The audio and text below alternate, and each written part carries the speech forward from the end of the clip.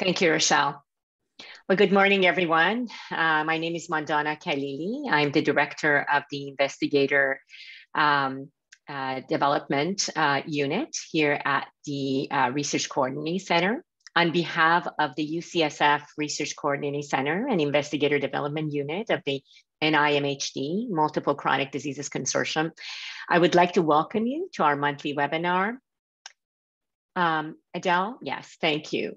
Before we start, we'd like to acknowledge the Ramaytush Ohlone people who are the traditional custodians of this land. We pay our respects to the Ramaytush Ohlone elders, past, present, and future, who call this place the land that UCSF sits upon, their home. We are proud to continue their tradition for coming together and growing as a community. We thank the Ramaytush Ohlone community for their stewardship and support, and we look forward to strengthening our ties as we continue our relationship of mutual respect and understanding. Wonderful. Well, today we are honored to have Dr. Orlando Gutiérrez speaking to us about disparities in the development and progression of kidney disease in the United States. Dr. Gutiérrez is currently a professor of medicine and epidemiology, Marie Ingalls Endowed Chair in Nephrology Leadership, and director of the Division of Nephrology at the University of Alabama at Birmingham. Dr. Gutiérrez also serves as a deputy director of the Center for Clinical and Translation Science. The primary focus of his group has been elucidating the mechanisms by which disorders of bone and mineral metabolism and nutrition impact outcomes in individuals with chronic kidney disease, pardon me. His group has also focused on how environmental and genetic factors impact disparities in cardiovascular and kidney disease. He's an elected member of the American Society of Clinical Investigations. And in addition, he has a track record of publications, including feeding studies using physiological endpoints and other high impact studies that have highlighted the associations of nutrition, obesity, metabolic disease, and environmental factors with outcomes in the general population and in individuals with chronic kidney disease. Dr. Gutiérrez, we're looking forward to your presentation. Thank you so much. Appreciate the invitation. And as I'm sharing my screen here, happy to see many of my friends at UCSF are signing on, and many of my friends in the immediate area from Auburn and UMMC and so forth and UAB. Great for all of them to join us and to be able to present on behalf of the Deep South Center to Reduce Disparities in Chronic Diseases, one of the centers as part of the consortium mentioned earlier. This is the table of contents of what I'd like to review over the next 45 minutes or so.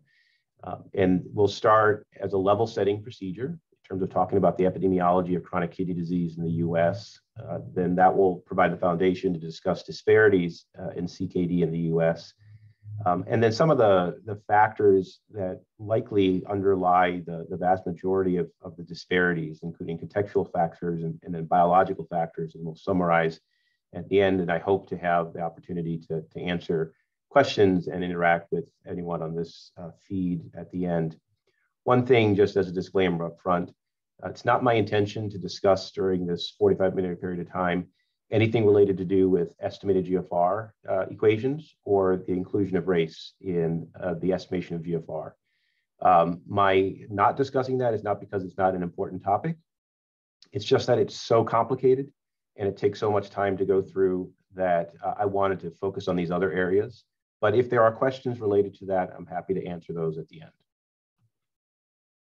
So again, as level setting, and I know on the scope of individuals in the panel right now, there are many healthcare providers, but just to make sure that we're all on the same page, I like to present this just as a way to introduce the kidneys and how we estimate their function. Of course, this is, and on the right, some pictures of the kidneys, where they are, and generally their size. Their major purposes are to filter the blood of waste products normally produced every day, control levels of fluid, salt, and other minerals in the body, and produce a number of important hormones that are necessary for making new red blood cells in the bone marrow.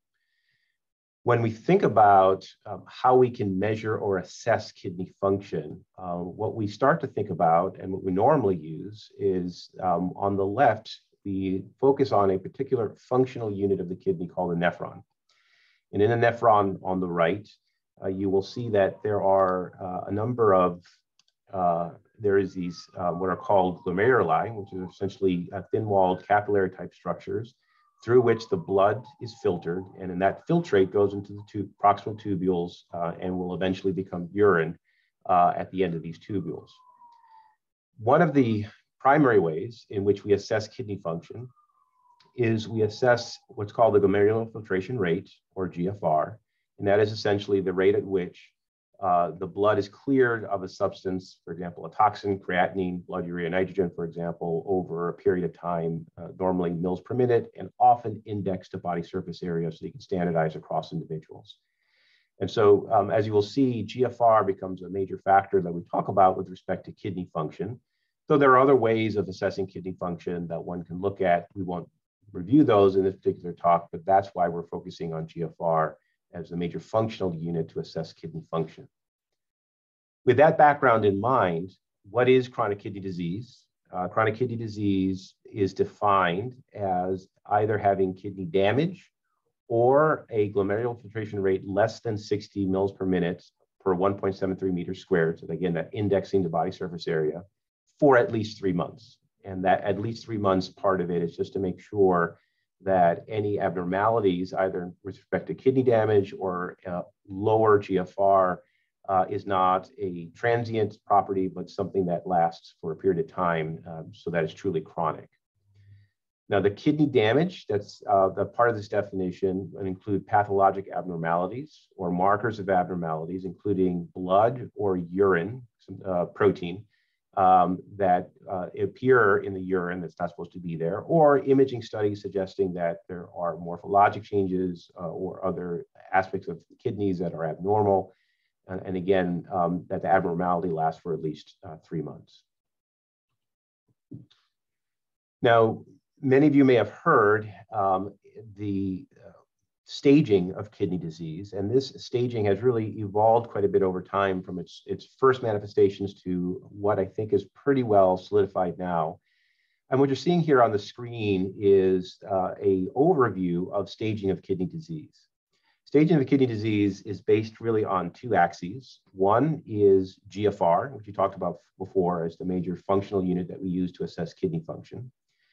The other major aspect of kidney function that reflects kidney health, if you will, is levels of albuminuria or albumin excretion in the urine. That is the other way in which kidney disease can be staged. And as you can see, you can have different levels of kidney function that are defined based upon these 2 axes. You can have individuals in this box we have here who have normal GFR and have normal levels of albuminuria. So these are people who have completely healthy kidneys. And you have people on the other end of the spectrum, in this bottom right corner here, who have very low GFR and very high levels of protein in the urine. And they're in the red because we know that these are individuals who are at very high risk of kidney disease progression, as well as cardiovascular disease and death. And you can see that there are many different sort of manifestations in between, with the green boxes denoting individuals who are generally considered to be healthy. I will call this beige, at least on my screen, these are beige boxes, individuals who are at intermediate risk, and in the red are individuals who are at the higher risk of various outcomes. You can also see here that these stages go from stage 1 to stage 5. The higher the number, the worse the level of kidney function, defined by these different cutoffs for GFR. And you will notice that people, in terms of the definition of CKD, is really anyone who has stage 3 through 5, which means by definition, your estimated GFR is less than 60, has evidence of kidney disease. If you have greater than 60, but you have some proteinuria, you can also be classified as kidney disease. But for the most part, when we talk about kidney disease, particularly in the outpatient setting, we're mostly referring to people who are in stages 3 through 5. With that further background, then we look at the prevalence of CKD in the United States, and we mostly talk about this with respect to stages of kidney disease as indexed by GFR, largely by GFR.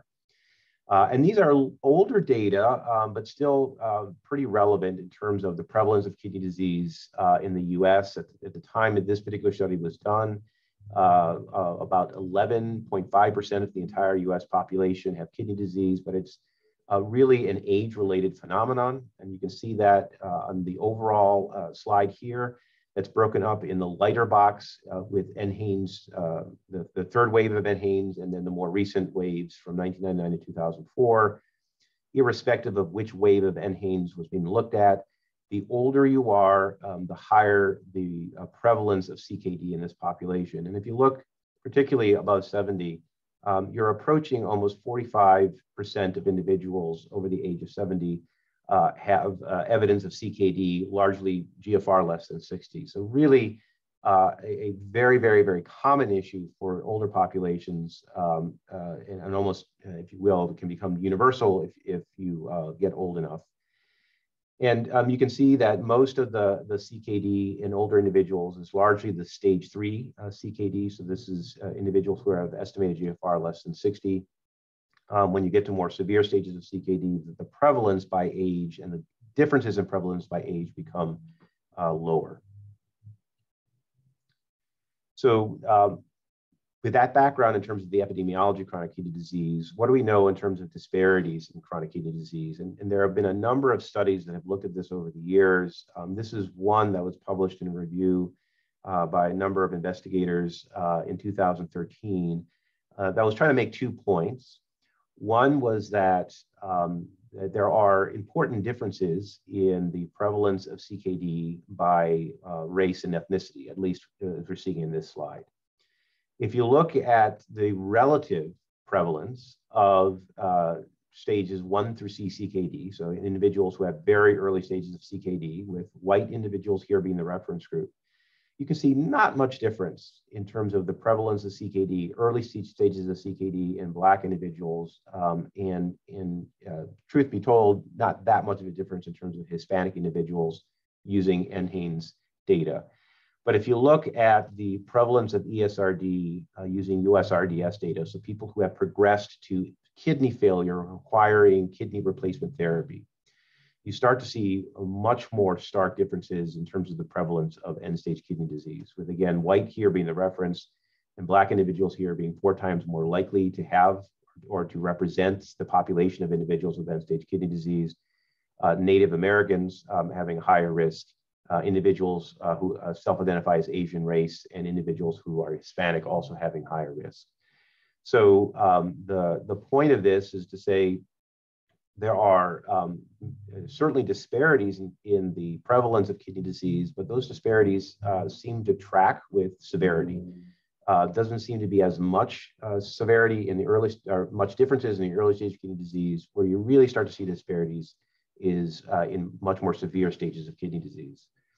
And this is another way of sort of looking at that. This was a modeling operation or a modeling procedure that Morgan Grams and colleagues did a number of years ago, in which they looked at and they modeled the cumulative incidence of different stages of kidney disease, this time just by race and sex.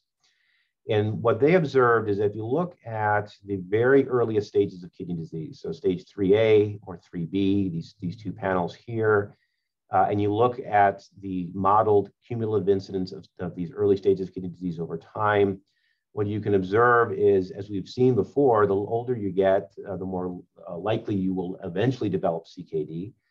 But if you try to look for differences across lines here, with the solid lines being Black individuals and the dotted lines or the dashed lines being white individuals, not huge differences over time. Perhaps when you start to get older age, you start seeing differences. And the same thing when you look at stage 3B, again, early stage kidney disease.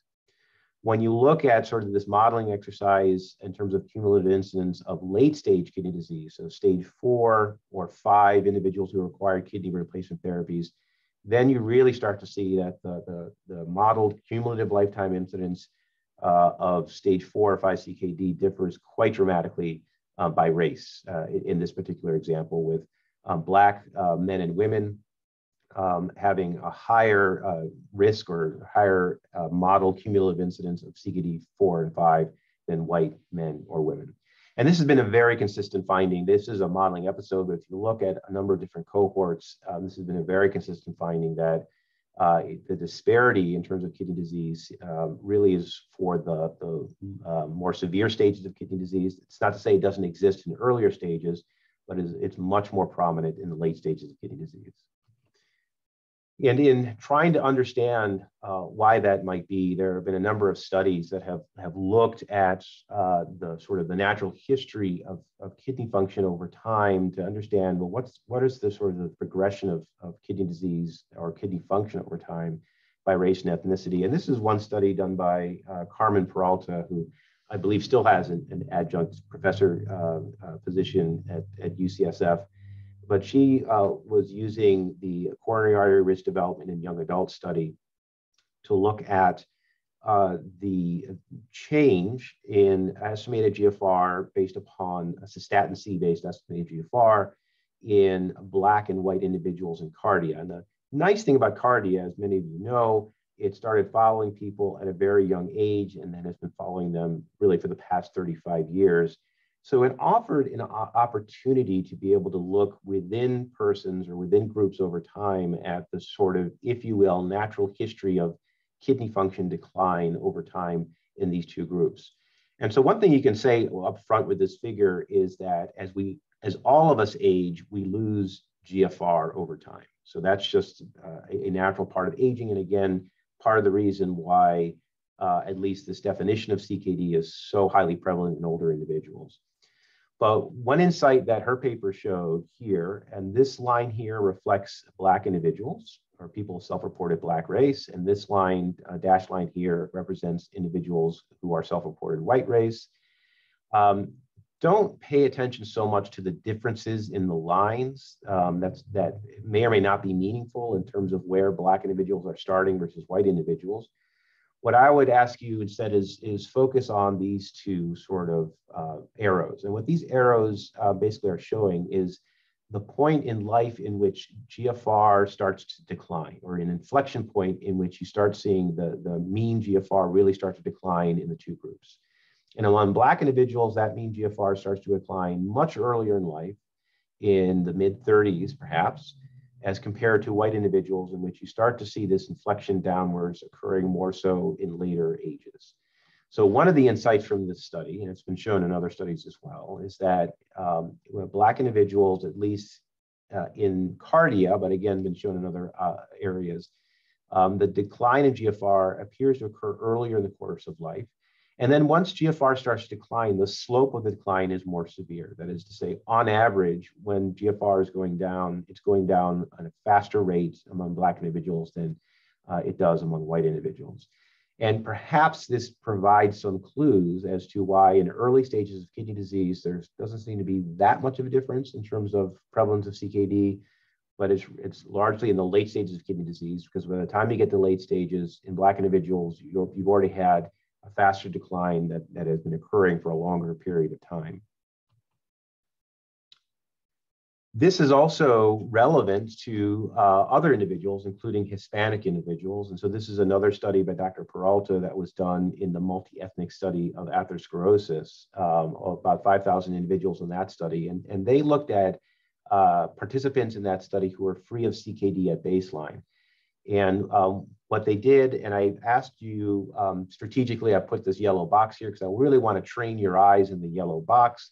What they did is they looked at the relationship between ethnicity and the decline in just estimated GFR over 5 years in these participants by ethnicity, and then breaking up Hispanic individuals into countries of origin or areas of origin, if you will.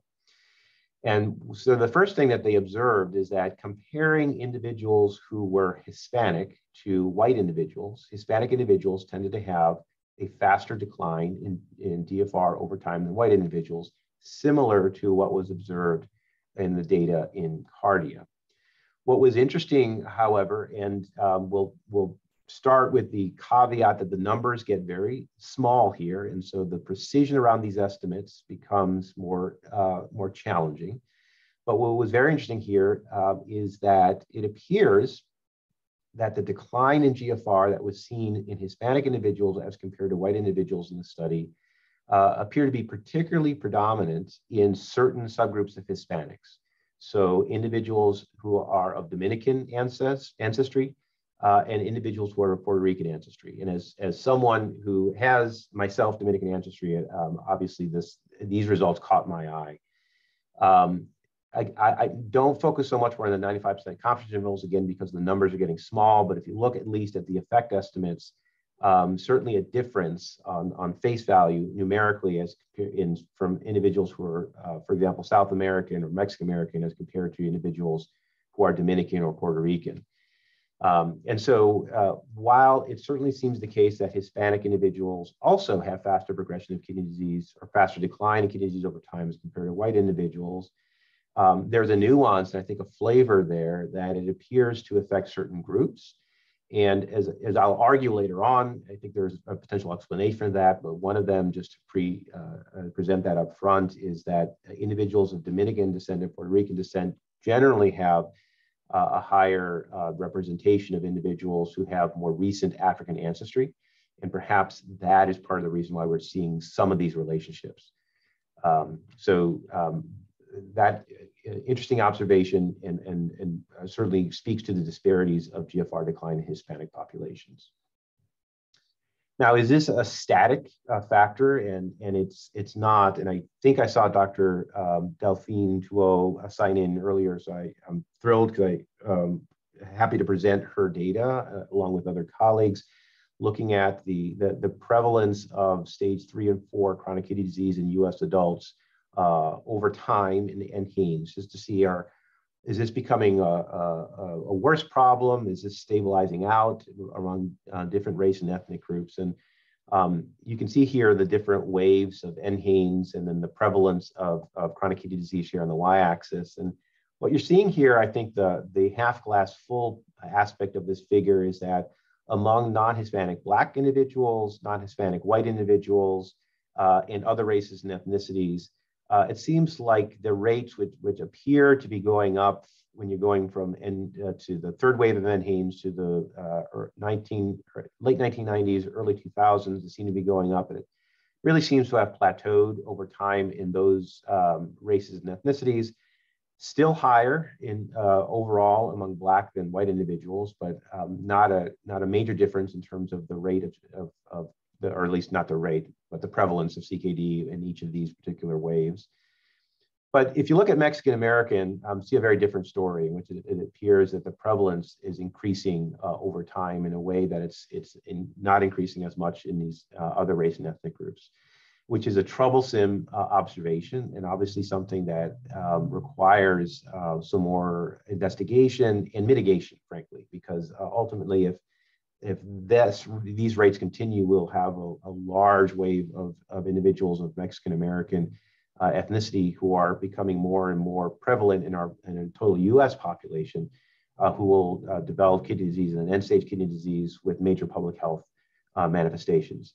So on some ends, we at least have stabilized the prevalence of CKD over time, but in other races and ethnicities, the problem still seems to be getting worse as time goes on. I wanted to present this figure. It's again a little bit older, but one of the better studies just to make this point, because the disparities affect everyone or can affect everyone. And what this is showing is USRDS data looking at the cumulative incidence of end-stage kidney disease from birth in different races and ethnicities. The circles here, this is by men on the left and women on the right. So the circles here on the bottom here is the cumulative incidence of ESRD as a function of age among white individuals over time. You can see that's the lowest curve. So white individuals generally have the lowest risk of developing end-stage kidney disease. As we've seen elsewhere in this line up here, these are non-Hispanic Black or African-American individuals, the highest incidence. But then you can see some of what we've seen before, Hispanic individuals in men at least higher. than white individuals. Pacific Islanders, largely American Samoa, people from American Samoa, excuse me, are higher than white. And then hidden under this black line, which is the composite, these triangles are non-Hispanic Native American, also higher than the white individuals. So again, just making the point that this is a really important issue for many races, for many ethnicities, and these disparities are important to understand in order to be able to act upon them and mitigate them as much as possible. These relationships remain very, very similar in women as in men. I didn't mean to focus just on men for that purpose, but just to make the point that in both women and men, we see these disparities that track with race and ethnicity. So then understanding sort of the breadth of the problem in terms of disparities in CKD, what are the major factors that seem to be underlying some of these disparities? And this is a figure which sort of encapsulates many of much of the thinking in terms of the major factors that ultimately lead to these disparities. You can take out chronic kidney disease at the bottom of this figure and replace it with a lot of other chronic diseases, and this figure really wouldn't change very much at all. But I think it's still very much relevant to just review the key social cultural determinants of CKD.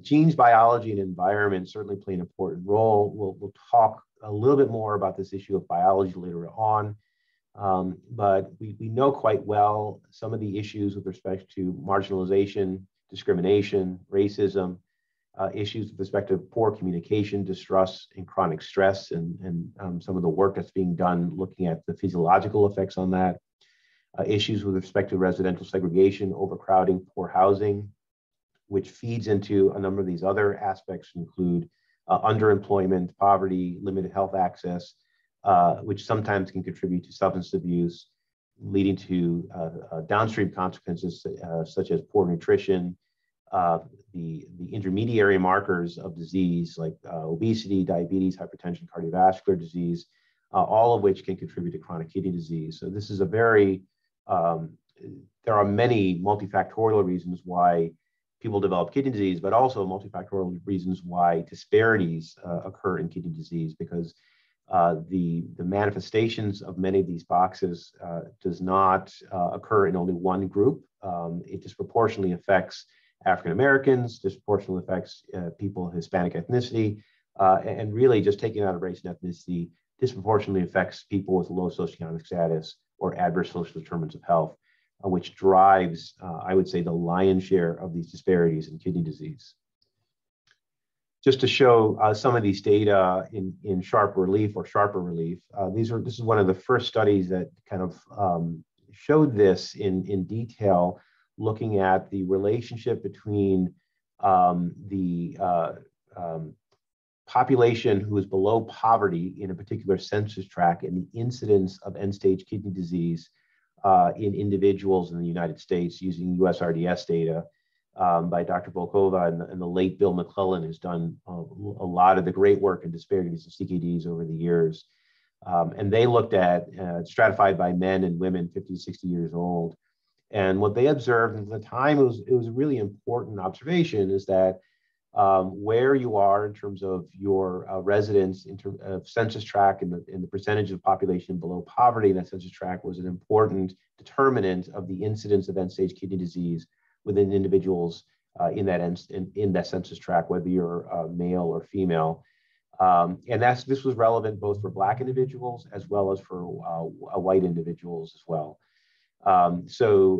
This was a observation that helped to also confirm a seminal study that came out of UAB, Stephen Rostand, New England Journal of Medicine in 1982, which is one of the first studies to document that Black individuals disproportionately represented the population of individuals in dialysis units in Birmingham, Alabama, and really got individuals looking at this with a little bit more focus in terms of what are the major reasons for that. And certainly living in areas that have a lot of poverty seems to be an important factor that contributes to that. Another issue that like contributes to that is issues related to access to care. And this was, I think, a clever study done by a number of investigators a number of years ago, which looked at, again, largely relying on USRDS data. They looked at the relationship of whether individuals had pre-ESRD care, that is to say that they saw a nephrologist, a kidney specialist, prior to starting dialysis. The relationship between whether they saw a nephrologist prior to starting dialysis and where they are in terms of geographically in the country. And they asked questions of whether there was clustering of areas where they had very low rates of individuals being seen or having access to nephrology care prior to starting dialysis in the country. And you can see here across the United States, these black dots essentially represent nephrology care facilities, dialysis units. And where they have put in the red dots are those units that were in the lowest quintile of the patients in those units having received pre-ESRD care. That is to say, lowest quintile of patients who received or saw a nephrologist prior to starting dialysis. And they found ultimately several clusters. My geography of California is wanting, but I believe somewhere in there is San Francisco in this cluster 1 here in California. You can see some of these other clusters. We are right here in Birmingham. Right here in Birmingham. So we are in part of another cluster. You see one in Florida, the Midwest, and there's another cluster in 5. But this sort of gave you a sense of, or gave us a sense of sort of that there are areas in which there are real barriers to access to nephrologists that may ultimately impact why certain people go on to dialysis, because they don't have specialists who can see them prior to that and maybe be able to intervene upon their disease. When they then did a little bit deeper dive and they looked at those factors that were most strongly associated with lack of access to pre-ESRD care, I'll put it, or associated with a facility having low pre-ESRD nephrology care, what they observed in the adjusted model here on the right, that living in a city was associated with low nephrology pre-ESRD care or pre-ESRD nephrology care. Being of African-American race was also associated with a lack of access to care. And then being of lower education, having low education was also associated with lack of pre-ESRD care. So this tells us, I think, something about the contextual factors that ultimately impact some of the disparities that we're seeing. Where you live matters. What about the characteristics of the population? If you're in a demographic group that is traditionally underrepresented, traditionally disadvantaged, like African American, that matters. Your education status matters. All these different factors, many of which are out of the hands of individuals, can make a big role in terms of ultimately whether they end up on dialysis or not. And ultimately, perhaps the disparities we're seeing in terms of end-stage kidney disease by race and ethnicity, given that individuals who have low education, African-American, and are in urban settings are the ones ultimately that have lack of access to care, and so therefore may disproportionately represent the ESRD population in these areas. It's not just progression of kidney disease in which this seems to be relevant, and this is an important study by Rudy Rodriguez in the University of Washington a number of years ago, looking at about 400,000 dialysis patients who initiated dialysis between January 1995 and December 2002, and they categorized them by race and by the number of individuals who lived in zip codes that were racially segregated versus those that were not. So, or a better way of saying that, zip codes in which there was a high prevalence of Black residents versus a relatively low prevalence of Black residents so for both Black individuals and white individuals. And what they observed, looking just at the survival over time as a function of time, what they observed is that for Black individuals, didn't really seem to matter all that much with respect to whether they were living in an area with high versus low amount of Black individuals. Among white individuals, it seemed to matter a little bit more whether they were living in a very segregated area or not. But what I think is potentially more important, and particularly with respect to access to care, is individuals who survived and did not or individuals who did not get transplantation. So these are all dialysis patients, remember, and these are individuals who did not get transplantation. And here you see the area of residence in terms of metrics of segregation really start to pop up, in which you have Black individuals who lived in areas that were very heavily constituted with other Black individuals, so greater than 75% Black individuals. These are the individuals who are least likely to get transplants. And you can see a similar sort of a difference in terms of white individuals who lived in areas that had high percentage of Black residents, also least likely to get transplants, whereas those individuals, whether Black or white, who lived in areas that had relatively low percentage of Black residents, more likely to survive and eventually get transplanted. So this, I think, again, when we talk about disparities, is an important observation. It's, whether it's poverty or whether it's racial segregation, where you live ultimately, and using that as a proxy for access to care and environmental pressures and so forth, makes a big difference in terms of access to life-saving therapies like having a kidney transplant. I haven't looked at these data with respect to other transplants, but I suspect if someone did, and if someone knows, please say so. But if we did, we would probably see similar sort of associations for other transplants as well. This is a study that I also like to show just to drive home the point. It was published a number of years ago by Paul Kimmel, who's at NIH, with Dr. Paul Eggers at NIH, and it was looking at the association of, again, a number of these contextual factors, whether it be income, Gini index is a measure of income inequality in an area, and residential segregation. And the reason I want to show it is just to make the point that the degree of residential segregation that is where someone is living in these dialysis patients. So these are almost 600,000 dialysis patients who started dialysis between 2000 and 2008. The hazard ratio of death was really impacted by residential segregation, to the degree to which where they lived was highly segregated versus low segregated. Interesting enough, that was mostly an issue for Black individuals, not as much an issue for white individuals. So that might in part be due to the lower numbers of white individuals living in highly segregated areas. But you also see aspects of income playing an important role in terms of survival in these dialysis patients as well. And interestingly enough, in white individuals, maybe a signal for income inequality also being associated with survival in these individuals on dialysis. But again, these disparities track very well with what we know in terms of social determinants of health and some of these contextual factors, and drives home the point that if we're going to make interventions ultimately that to improve these numbers, we have to think carefully about the environments in which individuals live and how well those environments can be impacted.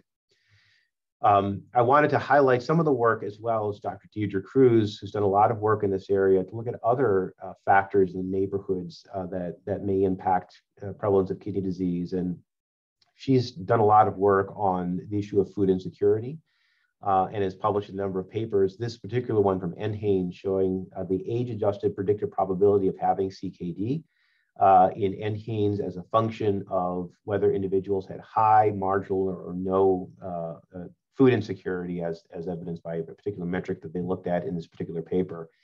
And what she found was that individuals who had high evidence of food insecurity had the highest predicted probability of CKD, and individuals who had no food insecurity had the lowest. And this was independent of other risk factors that might explain these associations, suggesting whether it's access to healthy foods or food insecurity as a proxy of neighborhoods and neighborhood health.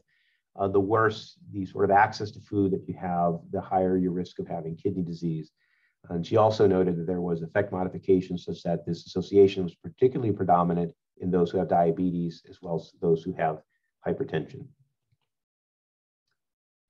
The other aspects that I wanted to show with respect to this particular these relationships, and just to friends a balanced view of this. I've talked a lot about neighborhoods, and I've talked a lot about neighborhood characteristics and how they impact some of these associations. But there are other data that suggest that it's not all about neighborhood problems or neighborhood cohesions or some of these contextual factors. And so this is a paper that was published a number of years ago by Dr. Hicken, who was looking at the relationship between neighborhood problems and social cohesion with 30% decline in GFR over time in the MESA study that we've referenced before. And she was looking at neighborhood problem score. The higher the quartile, the higher the problem score, or the worse the neighborhood. And the quartiles in an opposite direction here, so the lower social cohesion being the risk factor. And in the fully adjusted model, what she observed in this is that at the end of the day, when you adjust for all these different factors, there was no association between neighborhood problem score, this composite of different neighborhood characteristics that speak to neighborhood quality, and the development of decline in GFR over time, nor was there a significant association with social cohesion score. And there have been a number of other studies which have also begun to show that while neighborhood and some of these contextual factors play an important role, they don't seem to play or speak entirely to that issue. This is another example on this front, and I'm realizing now that I may have misspoken, and I apologize for that for Dr. Tuo's work, and I apologize to Dr. Tuo if I did. I believe this was the study that I was referencing, in which they had recently looked at the directed care of CKD patients with commercial insurance or Medicare Advantage. This is a really interesting study in which they looked at in individuals who had commercial insurance or Medicare Advantage, what were the percentage of individuals who received guideline-directed care in individuals who had CKD for ACE inhibitor or ARB treatment, statin prescriptions, nephrology care for people with late-stage kidney disease, or ACR testing. And what they observed, interestingly enough, is that white individuals had the lowest guideline-directed care measures for ACR statins, as well as nephrology care for eGFR less than 30, as well as ACR testing, suggesting that while increasing access and care for individuals is surely part of the paradigm that's required in order to reduce these disparities, perhaps that's not the entire story, since even in those settings in which individuals of certain race and ethnicities appear to be getting good guideline-directed care, we still see that we're still seeing these disparities by race and ethnicity. That will lead to the last part here, which, and I've talked in the last couple of slides that while contextual factors, neighborhood, residential or racial segregation, social cohesion certainly play an important role, they're not the entire story. And that leads into that there may be other factors that contribute to disparities in kidney disease. And we've learned a lot about some of these factors over time. This is a study that was a really important study that came out that looked at the relationship between certain genetic risk factors called APOL1 risk alleles and their association with several different kidney disease manifestations that are overrepresented in individuals of African-American race. And the very high association between having two of these risk alleles and the prevalence of having these risk factors in African Americans, which provided some of the interest in looking a little bit more at APOL1 risk alleles in the African American population. What's been observed is that APOL1 is a protein that's involved in a structure that is important for fighting off trypanosomiasis. And that individuals who have one of these risk variants have increased probability of being able to survive from infection from trypanosomiasis. And so it provides a survival advantage of individuals who have that. However, individuals who have two risk alleles, while they still have survival advantages with respect to trypanosomiasis, they also have a higher risk of developing kidney disease. Which then presents this sort of environmental pressure issue where on the one hand, these risk variants are protective against infections. On the other hand, if you have two of these risk alleles, you're at a higher risk of developing end-stage kidney disease.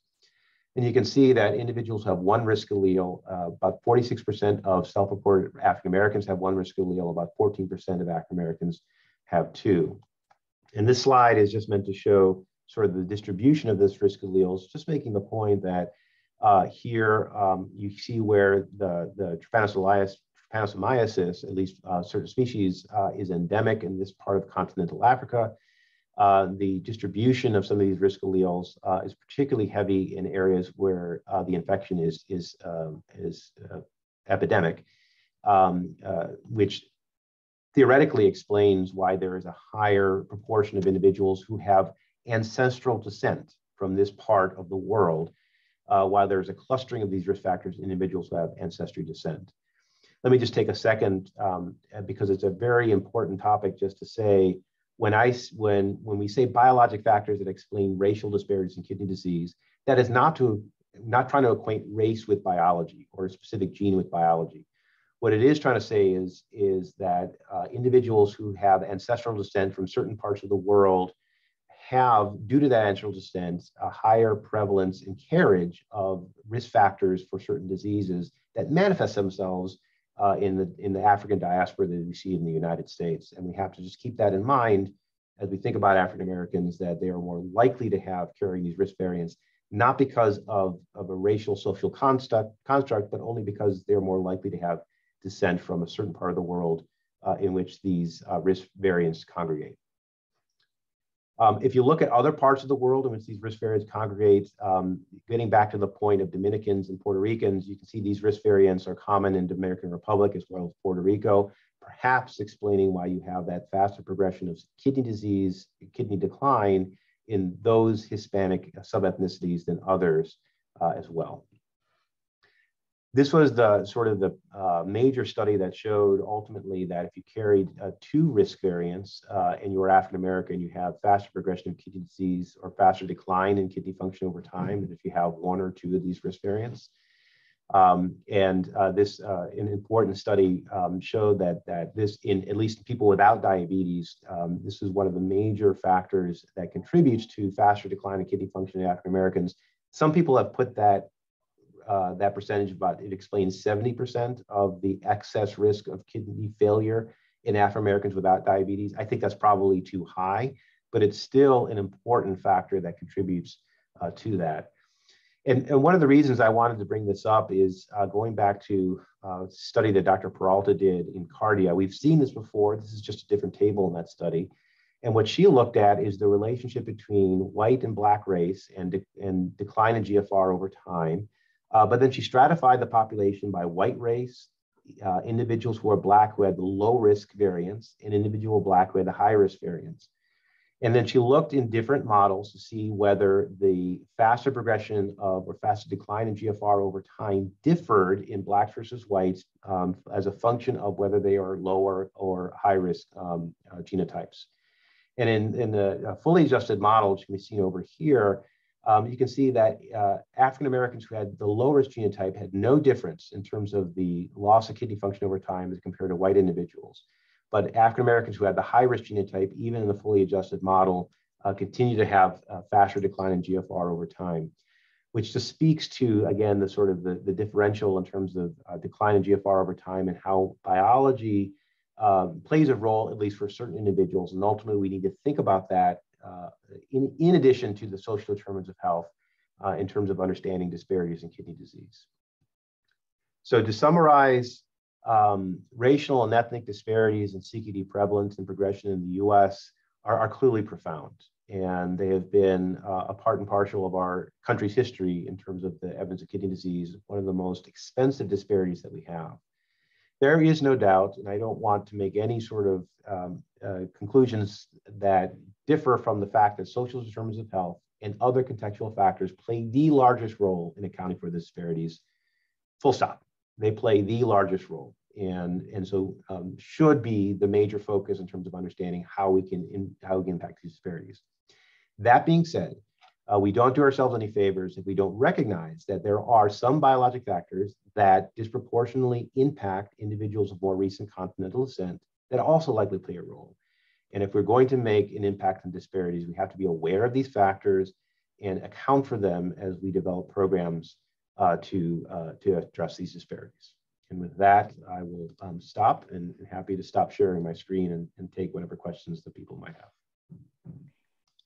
Thank you very much, Dr. Gutiérrez, for this outstanding talk. And we are happy to address questions. I think maybe we will start with one This one was asked by Dr. Genski. He was wondering if any of the eGFR or other kidney measures have been evaluated within the context of ancestry markers or AIMS, and if there are any information that you have available on that. Yeah, it's a great question. And I said purposely I wasn't going to talk about it, but I'm glad you asked me because now I can talk about the GFR estimating equation issue. So the short answer is in a paper in the New England Journal of Medicine in the past 6 months in the chronic renal insufficiency cohort study. They had measures of ancestry-informed markers, and they developed this, and I hate the term, but I'm going to use it because that's what they put in the table. They developed this measure of African ancestry. Which really is just continental ancestry from a certain part of the continent of Africa is what that score really means. But they then correlated African ancestry with measured GFR, not estimated GFR, measured GFR. And they asked the question, if you put this measure of African ancestry, genetically derived African ancestry, in the equation for estimated GFR, does that make it better in terms of calibration of the precision of the equation, or does that make it worse? And what they observed is that they put that measure of African ancestry in the equation and actually helped with the calibration of the equation as compared to, for example, they just use self-reported race. So it has been looked at, and it's an interesting question. I think it's a question of understanding to the degree to which genetic background ultimately impacts the creatinine levels, which are often used for estimating GFR, and how we should consider that in terms of measuring GFR in our patient populations. Thank you. And I have another question by Dr. Anthony Muro. He was wondering, and I think this probably perhaps is on many of our minds, about how do we really address these contextual factors that drive disparities, and thinking about tackling segregation, income inequity, food insecurity, et cetera, could be quite overwhelming for healthcare providers. Well, Dr. Murray, I'm looking at you to answer that question, because I think that's really your work in that line is so important for this, but also I think is part of what the center is about, because ultimately we can think about it at multiple different levels. One is working in communities to try to address these very static factors and understanding what interventions can overcome some of these factors. But what we're certainly, and what we talk about a lot in our center in the Deep South, is to the degree to which we can form partnerships with our community members to affect policy, so that we can ultimately work with our elected leaders to address some of these areas, whether those areas be coming together for healthier neighborhoods, access to food, or access to healthcare. And that's a very uncomfortable space, because you're asking healthcare providers to a lot of times get out of their comfort zones in terms of working with community members, and then also individuals who have access to policy. But I think ultimately that's a part and parcel of what the broader chronic disease P50 center mechanisms are, is developing that workforce of individuals, not just healthcare providers, but social workers, nurses, teachers, to be able to do that effectively, because it's at the level of the policy change and that social ecological model that we've all seen, that ultimately some of these disparities are going to be addressed. Thank you. Dr. Chardebois, you have comments. Please feel free to ask. Sure. Thank you so much, Dr. Gutiérrez. This is really, really fantastic.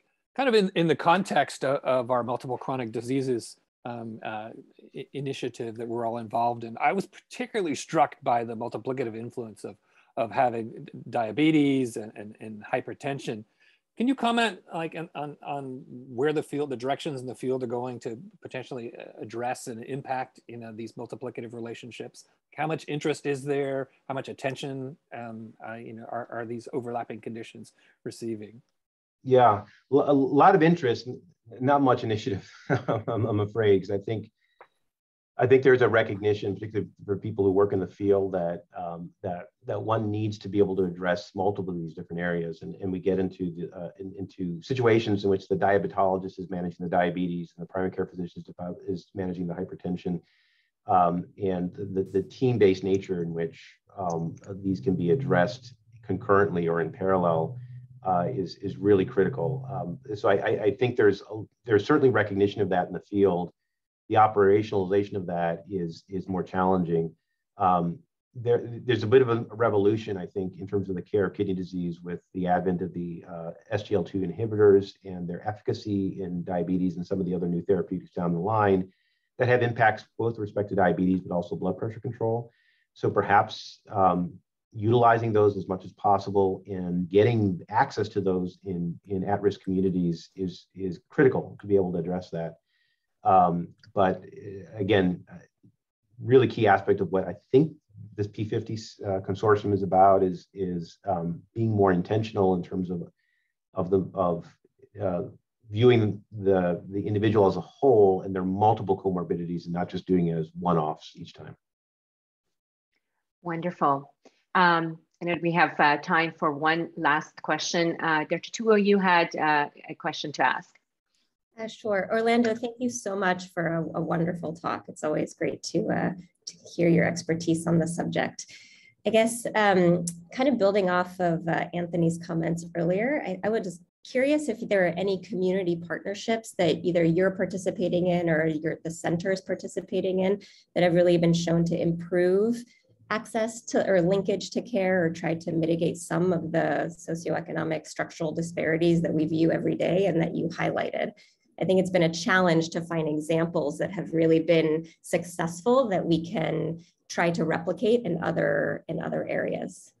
Yeah, absolutely. I think very quickly that there were two. There was one, basically a group that was formed in the community for the care of people with diabetes to help individuals in underserved communities not only manage their diabetes better, but then develop community workers who can work individually with individuals to help get them access to services, be able to manage their diabetes. This was started as a grant, essentially, in order to get that done, but the grant money stopped. But the community members picked it up, and they continued with having that sort of that social network, which they can help themselves out, getting money where they can with donations, but continuing that forward. And I wish Dr. Charrington, who's the PI of our center, was here because that's been one of her major victories. The other one is breast cancer, a similar sort of situation in which women from underserved communities were given an opportunity for navigation in terms of the system and being able to access care. But when the grant funding ran out, those individuals saw so much value in that they continued that program moving forward. So I'd be happy to get you in contact with Dr. Monica Baskin, who runs, who did the breast cancer part, and Dr. Charrington, who's going to give you their ideas because you know, they are really the ones in our area that have been the best examples of that. Well, thank you, Dr. Gutierrez, for this outstanding presentation again. And we also want to thank the audience for their participation. And on behalf of the Investigator Development Unit, we thank you all. Have a wonderful day. Thank you so much. That was terrific. Bye-bye.